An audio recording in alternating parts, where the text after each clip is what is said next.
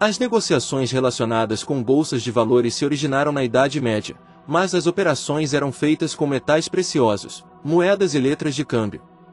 O volume financeiro era muito pequeno, dadas as características econômicas daquele período, como falta de crédito e de capital. Algumas teorias históricas apontam o nascimento da dinâmica da Bolsa de Valores no Fórum da Roma Antiga, situada próxima ao Templo de Castor, onde era conhecida e praticado o equivalente à compra e venda de títulos. Outras teorias apontam para a Grécia Antiga, onde as negociações eram feitas em suas principais praças.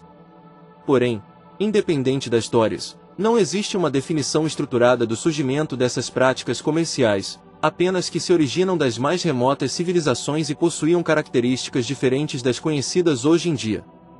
Na Bélgica, mais especificamente na cidade de Bourges, existia uma família de banqueiros, os Van der Bourse, que reuniam em sua casa alguns comerciantes, a fim de realizar trocas pertinentes a seus negócios.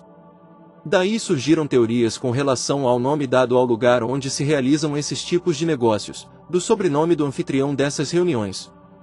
Algumas movimentações em prol desse tipo de negociação foram feitas antes, no século X, como por exemplo em 1141, com a Bourse de Paris, na França, instituída por Luís VII. Somente no século XVIII é que esse tipo de negociação foi se desenvolvendo e ganhando importância econômica, principalmente na Europa, e foi sendo transferida para instalações adequadas, com estruturas prediais parecidas como as dos dias atuais. Em 1698 foi fundado um dos ícones do capitalismo, a Bolsa de Fundos Públicos de Londres, e em 1792 foi fundada a maior bolsa do mundo, a Bolsa de Nova York, ou New York Stock Exchange. Mercado acionário brasileiro.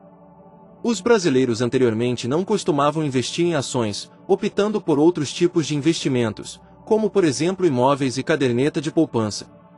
Esse segmento do mercado de capitais não era bem visto perante a sociedade, devido principalmente a seu risco, e somente com a reestruturação financeira de 64 que esse cenário começou a se modificar.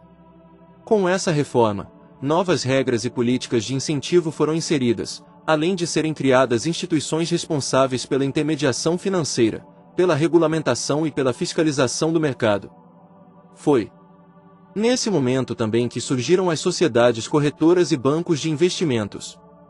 No decorrer dos anos seguintes outras medidas de incentivo foram aplicadas, buscando sempre o fortalecimento, e, consequentemente, crescimento desse mercado. Apesar disso, foi somente a partir da década de 90, com o início da abertura da economia brasileira, que os investimentos em ações ganharam espaço, principalmente com o ingresso crescente de investidores estrangeiros e com o aumento do número de empresas que optaram por investir em bolsas no exterior, principalmente no mercado americano, tanto lançando ações, o que se denomina ADRS2, American Deposits Receipts, como investindo em ações de outras empresas. Segundo dados da Bovespa, com a implantação do Plano Real em 1994, o número de investidores estrangeiros que destinaram seus recursos para a bolsa aumentou 60%.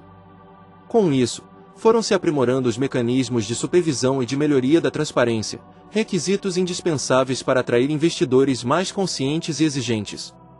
Hoje, quando comparamos o Brasil com as grandes potências do mercado financeiro, percebemos que ainda há muitos pontos a serem desenvolvidos em seu mercado acionário.